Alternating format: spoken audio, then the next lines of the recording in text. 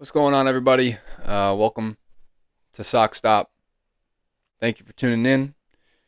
Whether you're a diehard fan who tries to watch every game like me, or you're someone who is just trying to get into the Red Sox for the first time, or you're just someone that's trying to keep up with stats, scores, recent news, this is the place for you. So we're going to be talking Sox all year long, regardless of the outcome. We're going to ride with this team. We're going to die with this team.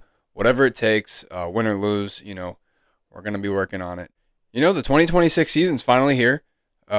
It's been a long offseason, I would say. This offseason, the Red Sox took a different approach, obviously. They lost Alex Bregman, who was a huge part of that team last year, and they needed to fill those holes. And instead of going after the big bat, they went after some, moderate, serviceable bats. Wilson Contreras, obviously, he's a good righty power hitter. He'll put a few balls over the Green Monster, hoping to hit at least 20 home runs this year. Caleb Durbin got Rookie of the Year votes last year from Milwaukee. He's going to play third base every day. So nothing too crazy there. Nothing that really moved me then, nor does it move me now. The big thing that they did was they went after pitching in the offseason. They tried to build a rotation, and many people are calling it a top 5 rotation in baseball. One of the best rotations in baseball, at least coming into it. So, with that, I guess we should get into the games because I don't want to go too far into how good this rotation is without telling you, if you've watched the games, it's been a shit show. Started the year off in Cincinnati, and opening day was exciting. Everybody was excited. They had a big parade in Cincinnati, as they do every year. And, I think the expectations for this team are super high because they made the postseason last year. And when you make the postseason, you want to freaking build on it. You want to build on it, right? The Red Sox are pretty notorious for making the postseason one year and then absolutely shitting the bed the next year. So I'm not shocked with the way they've started the season so far. In Cincinnati over the weekend, obviously Thursday was opening day last week, and the Red Sox came out strong. Garrett Crochet, the Beast, the War Pig, 6 shutout innings, 8 strikeouts, pretty damn good. And the Red Sox were hitting the ball. They won 3-0. Roman Anthony was 3 for 4 with a walk as well. Scored a run. Marcelo, 2 for 2 off the bench, rips a double, and then rips one down the line. All in all, it was a solid game. I mean, there were some people who, had a rough go, but it's the first game of the year. You don't expect people to come out firing like Roman Anthony and Marcelo Meyer did. But, guys like Caleb Durbin who are 0 for 3, Wilson Contreras 0 for 4, it's all right. It's all right. They're going to wake up. I think everybody kind of felt the same on opening day, like, all right, this is the time. Now's the time. This is our year. They made the playoffs last year, got bounced in the wild card round. Now it's time to take the leap, right? It's time to get over the hump and make a push. Let's just make a push. And it looked like that on opening day. You got Garrett Crochet in midseason form. You got Roman Anthony 3 for 4. You got Marcelo Meyer coming off the bench, smacking a double, coming back up, smacking it down the line, scoring runs. You got Chapman coming in and closing the game out. It's like last year at their best, that's what they were. Garrett Crochet gives you 6, maybe 7 innings, shutout ball. All right. Chapman comes in, holds it down, closes the game out, and the guys are hitting. So it felt good to get that win on opening day. But that's when things took a pretty dark turn, I guess you could say. Game 2 was a fun one. The thing I noticed about game 2, and it kind of, I was optimistic about it, regardless of the loss. They went to extra innings, lost 6-5, but they were down all game, and I think they just kept battling back. They wouldn't let the Reds pull away. That was really promising. This lineup's not going to go away. They're not going to let you run away with a free win, but obviously, things change. And it's 5-5, top of the ninth, 2 outs. Willie Abreu, my savior, comes up and just smacks a moonshot to right field. That ball went so damn high. I never thought it was going to come down. It finally came down. Thank God it was a home run. Sent them to extra innings. Let's freaking go, man. Obviously that didn't work out. Red Sox can't score runs with runners in scoring position. That's been a problem. It was a problem last year. It's a problem now. But it's, They took him to extra innings. They battled. They tied the game up with 2 outs in the ninth. It's a good look. It's a tough loss, but they battled, right? And that's okay. So here we go. We're 1-1. A promising win, and not the worst loss. They fought for it. They just barely lost, but then here we go. Game 3, the bats disappeared. Connolly early went 5 1/3, 6 strikeouts. Freaking solid game. He didn't give up any runs until, you let one guy on base. Okay, whatever. We're going to pull you. You're at your pitch count, and here comes Greg Weissert. Greg Weissert has his moments, in the WBC. He struck out Aaron Judge to win the game. This guy's coming off a red hot WBC. All right, maybe he's going to be a solid arm in the bullpen this year. Immediately gives up a bomb. A bomb to Eugenio Suarez. I mean, this guy's going to strike out 200 times a year, but he's going to hit 45 home runs. See, here's my thing. I'm not a professional baseball player. I stopped pitching when I was probably 14. I haven't pitched in a long time. I haven't played baseball in a long time.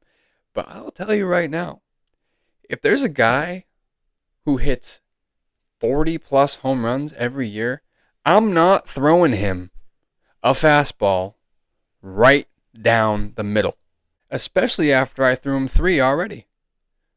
Greg Weissert has one of the better sweepers that I've seen in a while, at least on the team. Just throw it in the dirt, man. You catch him off guard, right? You throw him 4 fastballs in a row, you leave one right down the middle, it's going to get cranked. I try not to be too judgmental of these players because I cannot do what they can do. But if you know baseball at all, you're not throwing that pitch. To that guy in that spot, you're not throwing that pitch. They end up losing 3-2 because of that home run. After Willie Abreu, of course, went yard again, and we thought that, all right, we're finally back on track. We're going to win this game. Pitching's doing great today, but here comes Weissert, man. Anyways, I digress. Let's move on. And now, it's going to hurt me to talk about it, but, man, Houston. The Red Sox went into Houston where they have historically had problems. For some reason, every time we go to Houston, it's like Yordan Alvarez turns into Barry Bonds. When he plays against the Red Sox, he's the best player in the world. I don't understand it. Good Lord, man. This guy just destroys us every time he sees us, and I'm so sick of it, man. I'm so sick of it. The Astros are still the Astros. We got fucking swept. Plain and simple. That's pretty much it. I mean, it wasn't even really close. The first night, what was it, 8-1? Just got absolutely smoked.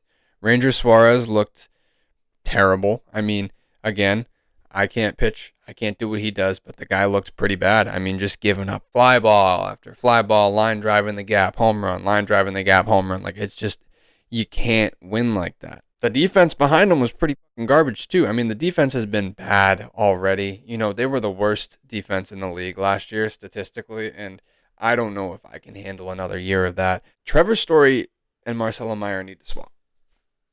I'm sorry. Trevor Story needs to be playing second base. Meyer needs to be at short because Meyer is the best defender in that infield.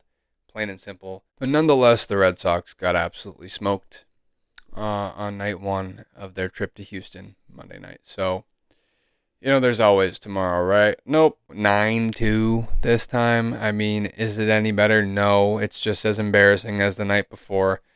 We did see Cedar Rafaela hit a home run, which was great.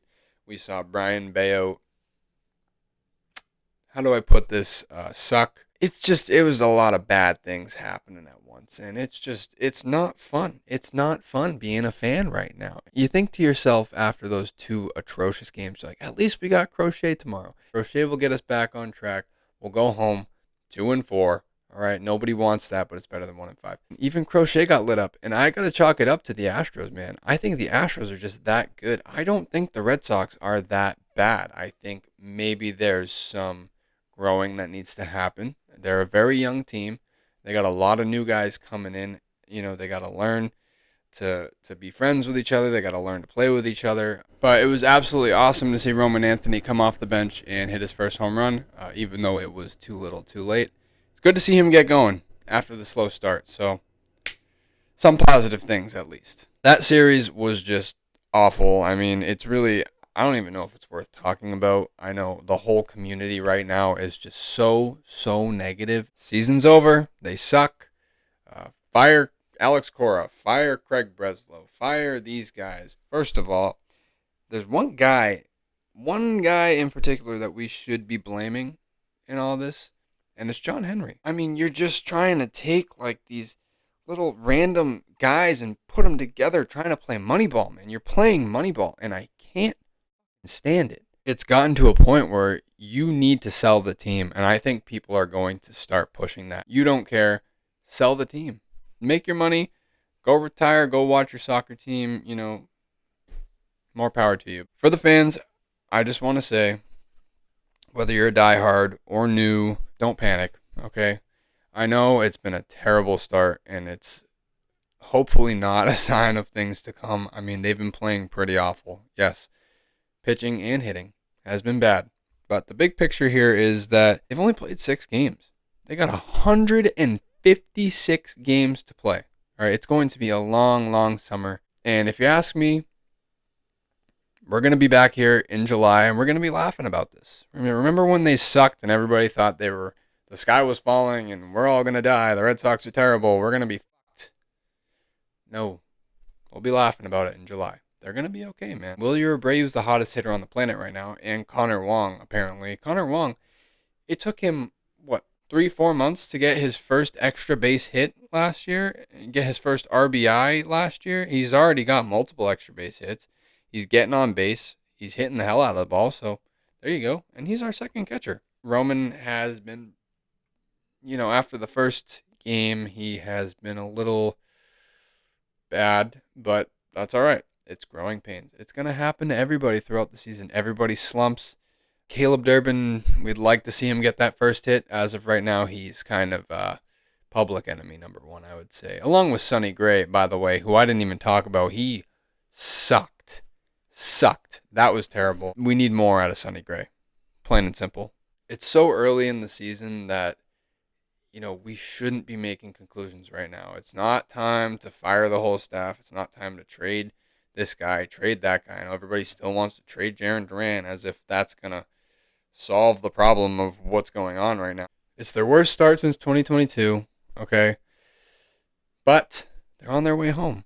We're going to Fenway. They're going to be facing a tough Padres team and a tough Milwaukee team, but they're going home, man. The crowd's going to be there. They're going to be amped up. Marathon Monday's coming up in a couple weeks. We're going to be okay. If you're going to the games at Fenway, be positive, man. Help the guys out. Give them positive energy. I don't want to hear any booing. Give them positive energy. They need it bad. It's going to be okay. Crochet is going to set the tone again. He'll be okay. It's one bad start. Whatever. The Bats hopefully will wake up at home. I think they'll be happy to be home. Like I said, we'll be laughing about this. The 1-5 will be a distant memory. On the other hand, if they do drop the next series or 2, then it might be time to have a tough conversation. But as of right now, don't panic. There's so much baseball to be played. You really never know when they could go on a 10-game win streak. You know what I mean? You never know. They could get hot at any time. Baseball is such a streaky sport. Teams lose a lot of games in a row. Teams win a lot of games in a row. That's the beauty of 162. It's going to work out. Everything's going to be okay. Anyways, that's pretty much it for me. This is my first video of this series following the Red Sox. So hopefully you enjoyed. And if you did tune in, thanks for watching. Tell your friends. Share it. Hopefully this was informative and more relatable. I think we're all kind of feeling the same way right now, and hopefully I can bring some peace of mind to you guys. I'm going to keep posting these videos after, I'm probably going to say every series or every couple of series. I know there's plenty other places to get your Red Sox content, but thank you for hanging out with me for a little bit. If you have anything that you want me to add to the show, any suggestions, questions, if you need help, especially if you're just getting into baseball or the Red Sox, if you have any questions or need any kind of guidance on how to stay in the loop, I guess, feel free to ask. And, thanks a lot. See you later. Go Sox.